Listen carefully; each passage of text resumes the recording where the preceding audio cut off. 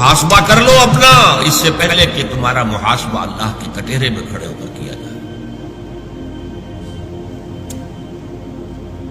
حدیث ہے جس پر اپنی بات ختم کر رہا ہوں، لن تزول قدم ابن آدم حتی یسأل عن خمس۔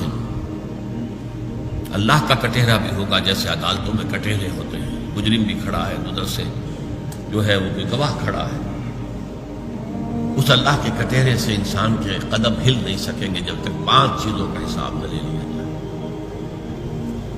عن عمرہ فیما افناہ، میں نے تمہیں دنیا میں 70-80 سال دیے، کہاں گلائے، کہاں گوائے، کیا کیا؟ میرے لیے کچھ کیا؟ آخرت کے لیے کچھ کیا؟ میرے دین کے لیے کچھ کیا؟ میری کتاب کے لیے کچھ کیا؟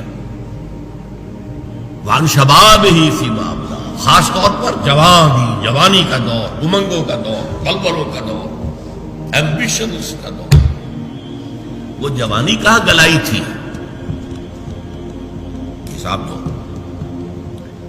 وان مالہ من این اکتسبہ فیما انفقہ، 2 سوال زندگی، پہلے پوری زندگی پھر خاص جوانی، پھر 2 سوال مال، کہاں سے کمایا تھا، حلال سے یا حرام سے، کہاں خرچ کیا تھا، نیکی میں یا عیاشیوں میں، بدماشیوں میں، علل و تللوں میں، دولت کا اظہار،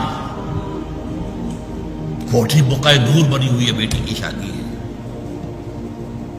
جبکہ ملک میں بجلی کا بحران ہے۔ آخری سوال ہے وَأَمَّا عَمِلَ فِيمَا عَلِمَ، جو علم تمہیں حاصل ہوا اس میں عمل کتنا کیا؟ اگر کسی کو علم حاصل ہوا ہی نہیں، اے اللہ میں کیا کرتا، میں تو مولوی کے پاس جاتا تھا، اس نے کبھی مجھے کہا ہی نہیں،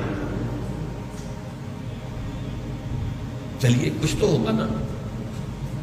اس دنیا میں قانون یہ ہے کہ ignorance of law is no excuse, Allah کیا نہیں ہے، اگنورینس وہاں ایکسکیوز بنے گی،